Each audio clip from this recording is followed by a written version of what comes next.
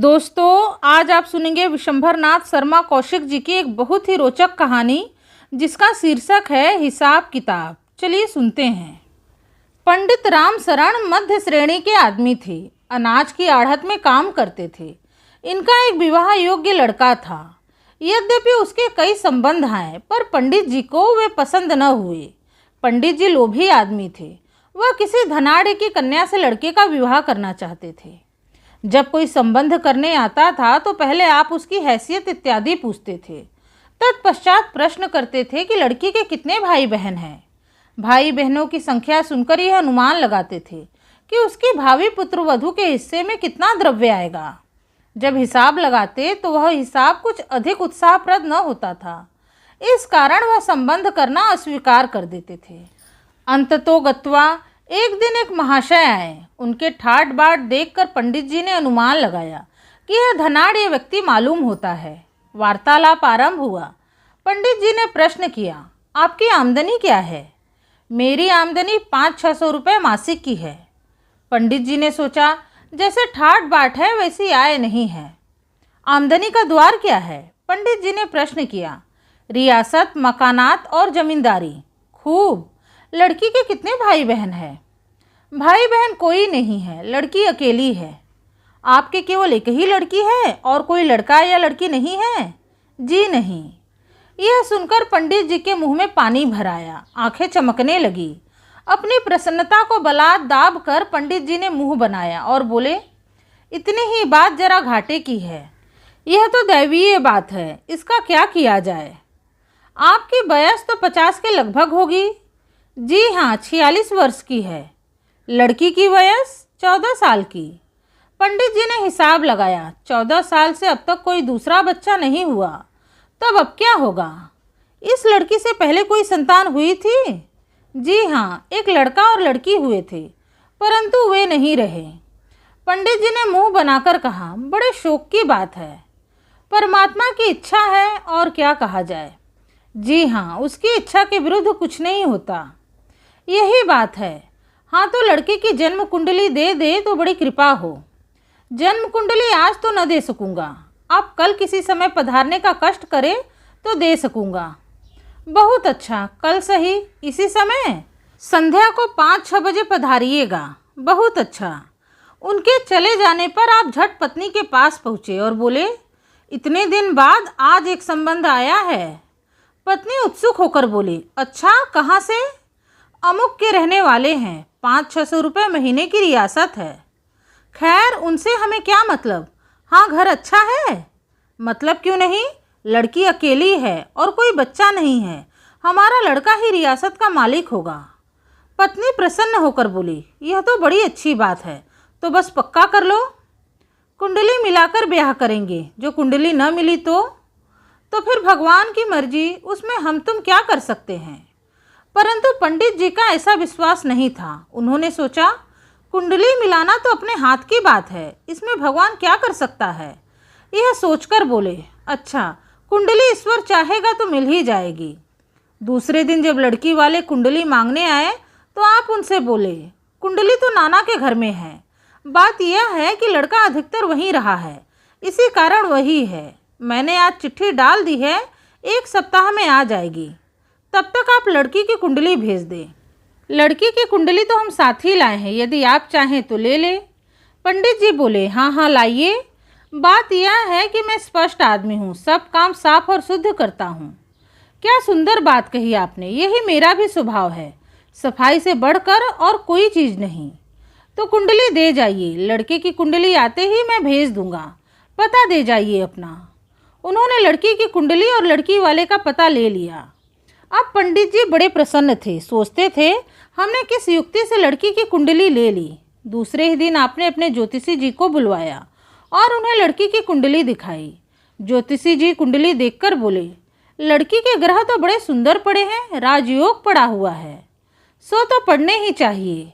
अच्छा, हमारे लड़के की भी कुंडली ऐसी ही बना दीजिए कि लड़की की कुंडली से कमज़ोर न रहे और मिल भी जाए। ज्योतिषी जी ने स्वीकार कर लिया। 4 दिन पश्चात ज्योतिषी जी कुंडली बनाकर ले आए। कुंडली देकर बोले, बड़ी कठिनता से बनी है, परंतु महीना, तिथि तथा समय बदल गया। संवत वही रहा, कोई चिंता नहीं है, मिलाकर बनाई है। और क्या, इसीलिए तो कठिनता पड़ी। खैर बन तो गई। हाँ सो तो बन गई, बस इतना ही काफ़ी है। मैंने लड़के की कुंडली में भी राजयोग कर दिया है और लड़का मंगली था, सो वह योग भी हटा दिया। बड़ा अच्छा किया, इसी की आवश्यकता थी। आपने झट दूसरे दिन जन्म कुंडली डाक द्वारा भेज दी। एक सप्ताह पश्चात लड़की वाले पुनः आए। पंडित जी ने पूछा, कुंडली मिल गई? हाँ बहुत अच्छी मिल गई। हाँ मैंने भी मिलवा ली, ठीक मिलती है। इसके पश्चात विवाह पक्का हुआ। लेन देन का प्रश्न आने पर पंडित जी बोले, मैं ठहरा कर विवाह करने के विरुद्ध हूँ। आप हमारी और अपनी हैसियत देखकर काम करें। 4 आदमी हंसे नहीं, बस इतना चाहता हूँ। सो तो ईश्वर चाहे तो कदापि न होगा, इससे आप निश्चिंत रहें। मेरे भी 4 नाते रिश्तेदार हैं, मुझे उनका भी तो ख्याल है। बेशक होना ही चाहिए। विवाह पक्का हो गया। पंडित जी ने प्राप्त रीति से यह भी पता लगवा लिया कि लड़के वाले की 500-600 रुपये मासिक की रियासत है और उनके केवल एक लड़की ही है। विवाह की तिथि निश्चित हो गई। समय समय पर सब रस्में भी पूरी हुई, परंतु रस्मों में जो लेन देन किया गया वह विशेष उत्साहप्रद नहीं था। पत्नी ने इस बात की शिकायत पंडित जी से की तो वह बोले, सब ठीक है, बोलो नहीं, छाती पर नहीं धर ले जाएंगे, अंत की सब हमारा ही होगा। न दे इस समय, कंजूस स्वभाव वाले ऐसे ही होते हैं, परंतु अंत को तो देना ही पड़ेगा। यह सुनकर पत्नी को भी संतोष हो गया। निश्चित तिथि पर विवाह हुआ। विवाह में भी लेन देन साधारण ही रहा। पंडित जी ने उस समय भी यही सोचकर संतोष किया कि आखिर ले कहाँ जाएंगे, मिलेगा सब हमी को। इस समय न सही, कुछ दिन बाद सही, लड़के को ससुराल में ही बसा दूंगा। जाते कहाँ है बच्चा, सारी कंजूसी भुला दूंगा। विवाह होकर जब लड़की घर आई तो पत्नी को बड़ी निराशा हुई। लड़की रूपवान तो जरा भी न थी, साथ ही उसका स्वास्थ्य भी अच्छा न था। पत्नी ने यह समाचार पति को दिया। पंडित जी बोले, खैर रूपवान नहीं है तो न सही, परंतु स्वास्थ्य तो ठीक होना चाहिए। ऐसा कोई बहुत गड़बड़ भी नहीं, परंतु बहुत तंदुरुस्त नहीं है। ऐसी काठी ही होगी, बस एक लड़का हो जाए, फिर चाहे मर भी जाए तो चिंता नहीं। हाँ लड़का तो भगवान चाहे तो 1-2 साल में हो ही जाएगा, बस काफ़ी है। हाँ एक काम करना होगा। वह क्या? लड़के को ससुराल में ही रखना होगा। यह क्यों? वहाँ रहेगा तो कोई रोजगार व्यापार कर लेगा, रुपया वही देंगे। दे देंगे? जब उनके कोई है नहीं तब देंगे, नहीं तो जाएंगे कहाँ? हाँ यह बात भी ठीक है। बड़े भाग्य से यह संबंध मिला है। मैंने थोड़ी बुद्धिमानी से काम लिया, न कहोगी? इतने संबंध आए पर मैंने सब अस्वीकार कर दिया। स्वीकार कर लेता तो यह बढ़िया संबंध कहाँ मिलता। ठीक बात है, इसीलिए तो कहा है कि धीरज से काम करना अच्छा होता है। लड़की विदा हो जाए तो 1 महीने बाद मैं लड़के को वहीं भेज दूंगा। अपना वहीं रहेगा और वहीं कोई रोजगार कर लेगा। रोजगार के लिए रुपया भी तो देना पड़ेगा। हम क्यों देंगे? वही देंगे। हमसे मांगने का उनका साहस पड़ेगा? यदि मांगा तो ऐसा उत्तर दूंगा कि याद करेंगे। तुम देखती तो जाओ, मैं 2-4 बरस में ही लड़के को वहाँ का मालिक बना दूंगा। कुछ दिन पश्चात पंडित राम शरण ने लड़के को ससुराल भेज दिया और अपने संबंधी को पत्र लिखा, प्रिय भाई साहब, चिरंजीव कृष्ण शरण को आपके पास भेजता हूँ। यह मेरे बस का नहीं है, दुकान का काम नहीं देखता, इधर उधर घूमने फिरने में समय बर्बाद करता है। यहाँ इसकी संगत भी कुछ ऐसे लोगों से हो गई है जिनका चरित्र अच्छा नहीं है। इन सब बातों को ध्यान में रखकर मैं इसे आपके पास भेजता हूँ। आप इसे किसी काम में लगाइए, वहाँ रहकर यह सुधर जाएगा। योग्य सेवा लिखते रहिए। भवदीय राम शरण। कृष्ण शरण ससुराल पहुँच गया। उसके ससुर ने पंडित राम शरण को लिखा, प्रिय भाई जी, चिरंजीव कृष्ण शरण आ गया। आपने बड़ा अच्छा किया कि चिरंजीव को यहाँ भेज दिया। यहाँ कुछ दिन रहकर ठीक हो जाएगा। प्रकट में तो उसका व्यवहार ऐसा नहीं है जो यह कहा जाए कि वह आपके प्रतिकूल चलता होगा। खैर जो भी हो, यहाँ 1-2 महीना रहने से सब ठीक हो जाएगा। योग्य सेवा लिखते रहें। भवदीय शंकर प्रसाद। यह पत्र पाकर पंडित राम शरण बहुत हंसे। पत्नी से बोले, लिखते हैं 1-2 महीना रहने से, यह नहीं कहते कि अब वो वहीं रहेगा। वह रखेंगे तब तो रहेगा। पत्नी ने कहा, रखेंगे नहीं तो जाएंगे कहाँ? कृष्ण शरण जब यहाँ आने को राजी होगा तभी तो भेजेंगे, धक्के देकर थोड़ी ही निकाल देंगे। और वह जो अपने आप चलाया, मैंने उसे काफ़ी सिखा पढ़ा दिया है, वह वहाँ से टलने वाला नहीं है। इस प्रकार 5 महीने और व्यतीत हो गए। पंडित रामशरण समय समय पर लड़के को यही परामर्श देते रहे कि अभी वहीं रहो और किसी कार्य में लगने का प्रयत्न करो। कृष्ण शरण उत्तर देता था कि कार्य में लगाने के लिए उसने कई बार अपने ससुर से कहा और उन्होंने यही उत्तर दिया कि जल्दी क्या है, कोई काम सोच कर निश्चित किया जाएगा।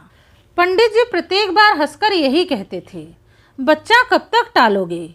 5 मास व्यतीत हो जाने पर उन्हें एक दिन शंकर का पत्र मिला। उसमें लिखा था, प्रिय भाई जी, आपको यह जानकर अत्यंत प्रसन्नता होगी कि चिरंजीवी सौभाग्यवती चंपा देवी को परसों संध्या के समय शुभ मुहूर्त तथा लगन में भाई की प्राप्ति हुई है। सूचनार्थ निवेदन है, योग्य सेवा लिखते रहे, भवदीय शंकर प्रसाद। चंपा देवी कृष्ण शरण की पत्नी का नाम था। यह पत्र पढ़कर पंडित जी के आंखों के नीचे अंधेरा छा गया। कुछ देर बाद जब वह सावधान हुए तो पत्नी के पास पहुंचकर बोले, किस्नू की माँ, तुम्हारी समधी के लड़का हुआ है। किस्नू की माँ घबराकर बोली, क्या? तुम्हारी बहू के भाई हुआ है। कब? परसों।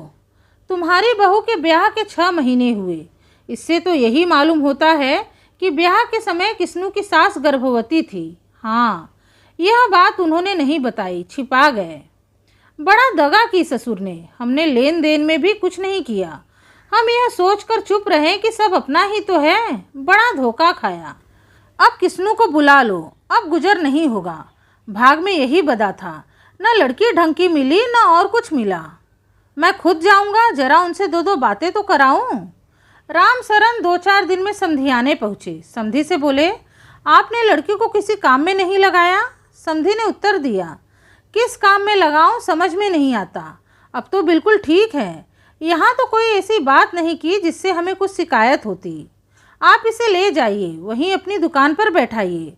वह काम इसका समझा हुआ है, किसी दूसरे काम का अनुभव इसे नहीं है और बिना अनुभव के काम नहीं कर सकता। रामशरण चुप हो गए, कोई उत्तर ही समझ में नहीं आया। कृष्ण शरण ने उनसे अकेले में कहा, अब यहाँ मेरा रहना उचित नहीं है। जब से लड़का हुआ है तब से मेरे साथ इनका व्यवहार भी रूखा हो गया है। सो तो हो ही जाएगा। जो मुझे यह पता होता कि बच्चा होने वाला है तो कदापि विवाह न करता, और करता तो पहले काफ़ी रकम धरा लेता। हम तो धोखे में ही मारे गए। पंडित रामशरण लड़के को लेकर लौटे। चलते समय उनको क्रोध शांत करने का कोई अवसर नहीं मिला था। उन्हें और कुछ तो सूझा नहीं। दांत किटकिटाकर बोले, तुमने समझा होगा कि जन्म पत्र मिलाया है, परंतु वह जन्म पत्र असली नहीं था। तो शंकर प्रसाद हाथ जोड़कर बोला, तो क्या चिंता है, मैंने भी तो लड़की की नकली जन्म पत्री आपको दी थी। हिसाब किताब बराबर, न आपको शिकायत न मुझे। रामशरण का मुंह धुआं हो गया। यह वार भी उल्टा उन्हीं पर पड़ा। रोते पीटते घर वापिस आए। तो दोस्तों, आपने सुना विशंभर नाथ शर्मा कौशिक जी की कहानी हिसाब किताब। उम्मीद है आपको कहानी पसंद आई होगी। कहानी पसंद आई है तो प्लीज़ इस वीडियो को लाइक करके मेरे चैनल को सब्सक्राइब करना न भूलें। आपसे मिलूंगी अपने अगले वीडियो में एक नई कथा कहानी के साथ। तब तक के लिए राधे राधे, धन्यवाद।